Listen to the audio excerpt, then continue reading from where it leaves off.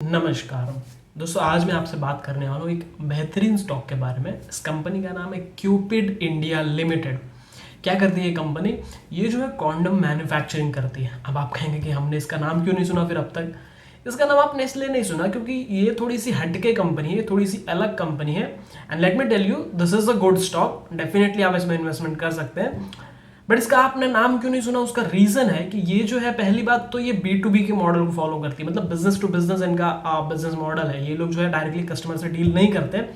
And plus second thing कि ये जो है मोस्टली इनके जो क्लाइंट्स हैं वो जो है फॉरेन में है। मोस्टली जो है यूएस और ब्राज़ील साइड के जो इनके क्लाइंट्स हैं, मोस्टली यूएस, ब्राज़ील, अफ्रीका, उस तरफ के बिजनेस इनको मिलते, वहाँ पे जो है क्लाइंट्स इनके लिए लोग मैन्युफैक्चरिंग करते हैं कॉन्डम्स की। So that is what they do. अब ये इनकी वेबसाइट है, आप देख सकते हैं क्या ये लोग करते हैं। वेबसाइट में मैं आपको दिखा देता हूँ। यहाँ पर काफ़ी सारा ये लोग male condoms, female condoms. Yes, one more thing, India में इकलौते इनके पास लाइसेंस है फीमेल कॉन्डम मैन्युफैक्चरिंग करने का। जी हाँ, they are the only one जिनके पास लाइसेंस है मैन्युफैक्चरिंग का फीमेल कॉन्डम। उसके अलावा ये जो है वाटर बेस्ड लुब्रिकेंट जेली, ये भी सेक्स टॉय टाइप समथिंग कुछ चीज़ है। Hair removal, this is again personal hygiene sort of thing. उसके अलावा इन्होंने जो है हैंड सैनिटाइजर्स का भी बिजनेस शुरू किया है। तो ये सारी चीज़ें ये लोग करते हैं। नासिक बेस्ड कंपनी है ये। अब इनके जो मोस्ट ऑफ द क्लाइंट्स हैं, आप देख सकते हैं इनकी वेबसाइट में काफ़ी सारा डेटा अवेलेबल है। मोस्ट ऑफ द क्लाइंट्स जो है वो आउट ऑफ इंडिया से ही है। और yes, they are doing a good business. काफ़ी छोटी कंपनी है। इनके फाइनेंशियल्स भी आपको दिखा देता हूँ मैं। The company is quite a small. ये आप यहाँ पर आप नोटिस कर सकते हैं 311 करोड़ का जो है मार्केट कैपिटलाइजेशन है। और 9.45 के पी पे ट्रेड कर रही है। तो कंपनी काफ़ी अच्छी वैल्यूएशन में मिल रही है। वैल्यू इन्वेस्टिंग के लिहाज से भी काफ़ी अच्छी कंपनी है, आप ध्यान दे सकते हैं। बट बाकी फाइनेंशियल्स आप देखेंगे ना, मैंने जब देखा था सच में literally I was mind blown. आप देखिए 49.8% के रिटर्न ऑन कैपिटल एम्प्लॉयड दे रहा है स्टॉक। रिटर्न ऑन इक्विटी 44% की है। तो इतना ज़्यादा रिटर्न देने वाली कंपनी। अभी इसका बुक वैल्यू देखिए 87 पे ट्रेड हो रही है। यहाँ से लगभग जो है 3 गुने प्राइस पे करंटली ट्रेड हो रही है बुक वैल्यू से। साथ ही डिविडेंड देने वाली कंपनी है। 1.93% का डिविडेंड यील्ड है यहाँ पे। तो लगभग 2% के आसपास की डिविडेंड भी मिल जा रही है आपको। तो 200 रुपये आप इन्वेस्ट करेंगे, उसमें जो है मतलब 230 रुपये इन्वेस्ट करेंगे, उसमें जो है 2% की डिविडेंड यानी कि 5 रुपये के आसपास तो आपको डिविडेंड मिल जा रही है। तो which is again a good thing. अब इसका जो हाई है देखिए 297 है, और वहाँ से काफ़ी निचले लेवल पे मिल रही है। 297 से काफ़ी सस्ते में मिल रही है। तो आप डेफिनेटली इसमें एक ट्रेड ले सकते हैं। बट वाई दिस कंपनी, अब उससे भी पहले मैं आपको फाइनेंशियल दिखा देता हूँ कि क्या चीज़ें। देखिए आप यहाँ पे स्क्रीनर की वेबसाइट में आप चेक कर सकते हैं कि प्रोज ही प्रोज मिलेंगे आपको। लिटरली कोई कौन देखने को नहीं मिलेगा। तो कंपनी में कोई दिक्कत है ही नहीं। बट एक दिक्कत है कि कंपनी का स्टॉक प्राइस बढ़ क्यों नहीं रहा है। क्या रीज़न है? देखो मैं आपको इसका रीज़न बताता हूँ। ये पीआर वैसे तो इसका कुछ कंपैरिजन करके मतलब नहीं है। अब यहाँ पर आप देख सकते हैं कि प्रॉफिट में ऑपरेटिंग प्रॉफिट देखिए, मार्जिन्स तो ठीक ठाक है, नॉट बैड। आप जो ऑपरेटिंग प्रॉफिट है उसमें देखिए यहाँ से एक इंक्रीज था, बट यहाँ पे थोड़ा सा स्टैगनेंट गिरावट आई थी दिसंबर 2018 में। उसके बाद दिसंबर क्वार्टर में 2018 के, उसके बाद देखिए इट वाज लाइक ग्रोथ देखने को मिली। यहाँ से फिर काफ़ी फ्लैट हो गया।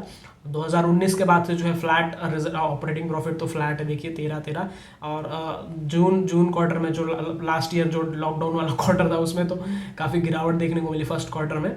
बट स्टिल उसके बाद एक रिकवरी, और अभी दिसंबर 2020 से इस क्वार्टर का रिजल्ट अभी तक आए नहीं है। सो रिजल्ट तो हो सकता है थोड़े अच्छे हों, बट एक्सपेक्टेशन उतनी अच्छी नहीं है। आप सेम चीज़ आप ईपीएस में भी देख सकते हैं। एंड ईयरली जो प्रॉफिट है वहाँ पे देखिए, शुरुआत में तो ये कंपनी लॉस में थी 2010 तक, फिर 11 से इन्होंने जो है रिकवरी देखना शुरू किया। और यहाँ से जो एक्चुअल बिजनेस है 2015 से शुरू हुआ। 2015 से आप देखिए इनके फाइनेंशियल्स 13 से फिर यहाँ से ऑलमोस्ट 2016 में डबल हुआ। फिर 2017 में आप देखिए यहाँ से भी ग्रोथ। बट 2017 के बाद 2018 और 19 कुछ अच्छे नहीं गए।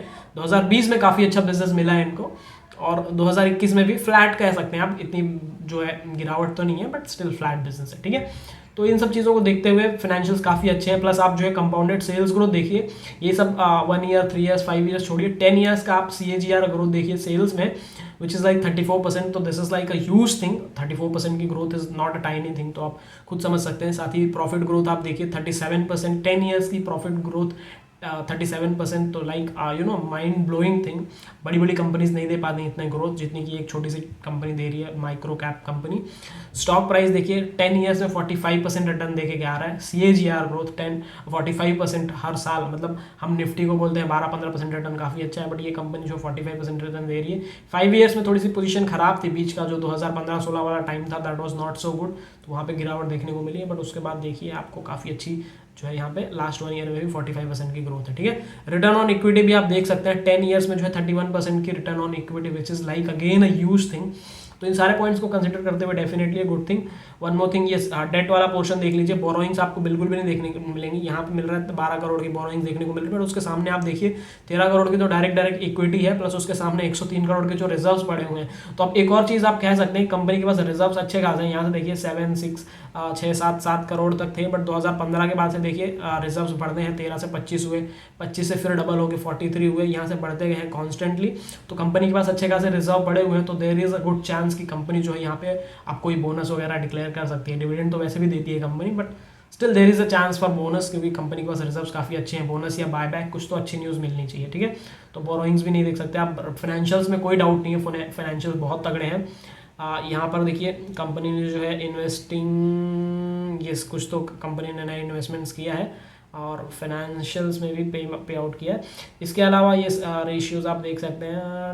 रिटर्न ऑन कैपिटल एम्प्लॉयड शुरू में the thing was not good, but उसके बाद रिकवरी अच्छी खासी देखने को मिली है रिटर्न ऑन कैपिटल एम्प्लॉयड। और डेटर डेज भी जो है यहाँ पे थोड़े से बढ़ गए हैं। This could be a caution कि यहाँ पे जो है डेटर से जो रिकवरी की टाइम है वो बढ़ते जा रही है, तो इसकी वजह से जो है थोड़ा सा वो हो गया।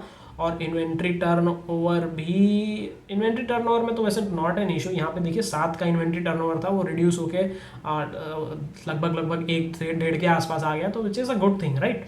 बट डेटर डेज में थोड़ी सी दिक्कत है। अब शेयर होल्डिंग पैटर्न में आप देखिए, इनकी जो मेजॉरिटी शेयर होल्डिंग है दैट इज गर्ग फैमिली के पास ही है। इनके जो प्रमोटर्स है, वीना गर्ग ही इनकी प्रमोटर है। 44 लगभग 45% के आसपास इक्विटी ये होल्ड कर रही है वीना गर्ग। साथ ही जो है सुरेश चंद्र HUF और सुरेश चंद्र गर्ग की पर्सनल होल्डिंग मतलब लेस देन बाकी सबकी होल्डिंग इनकी फैमिली में लेस देन 1% ही है, टोटल कंबाइन कर दिया जाए।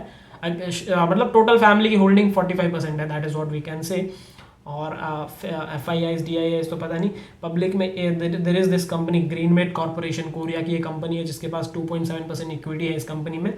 एंड देन इसके पास भी 1.1% के आसपास है। एंड राजस्थान ग्लोबल सर्विसेज के पास भी 1.29% की होल्डिंग है। तो this is like all the financials that we have. अब इसमें जो एक चीज़ मैं आपको दिखाना चाहूँगा कि आप इसका लॉन्ग टर्म का चार्ट देख लीजिए। चार्ट में क्या दिक्कत है ये देखिए, this is the maximum growth. यहाँ पे देखिए काफ़ी टाइम से जो है ये स्टैगनेंट था, बट यहाँ से एक अच्छी खासी ब्रेकआउट दिया इस स्टॉक ने।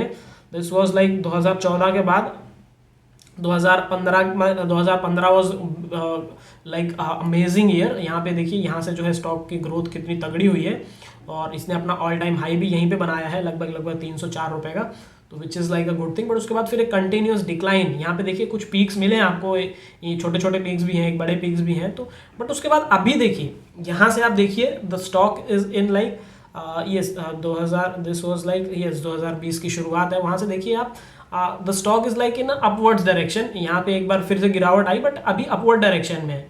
लेकिन ओवरऑल अगर आप यहाँ से देखें, यहाँ से यहाँ तक की picture, the stock is like quite flat. यहाँ से ऊपर नीचे कई बार हुआ है, बट फ्लैट क्यों है, क्यों नहीं ग्रो कर रहा है इतने अच्छे फाइनेंशियल्स होने के बाद। This is like one of the top companies जिस लेवल पे इसको होना चाहिए, बट ये ग्रो क्यों नहीं कर रहा है। इसका एक major reason that I feel about is कि इसके जो मैनेजर हैं, he is like 75 years old. जो इनके CEO और मैनेजिंग डायरेक्टर हैं, he is 75 years of age. तो अब इसके बाद क्या होगा कि इसके who will be the next in line, कौन जो है इसके बिजनेस को संभालेगा। तो वो एक टेंशन है कंपनी में, जो व्हाट आई फील लाइक कि क्या होने वाला है, उसको कॉशन को लेकर के, उसके डर की वजह से जो है स्टॉक के प्राइस में जो है मूवमेंट नहीं दिख रही है। And the one more reason इसकी, ये कंपनी ना काफ़ी छोटी है, इस कंपनी के एम्प्लॉयज़ भी काफ़ी कम है, और कंपनी का बिजनेस भी काफ़ी छोटा है। छोटा इन द सेंस कि इसकी जो डिपेंडेंसी है that is in the foreign market. अब B2B का जो मॉडल है वो it is like wholesale business. तो होलसेल में आपकी डिपेंडेंसी कुछ क्लाइंट्स पे बहुत ज़्यादा पड़ जाती है।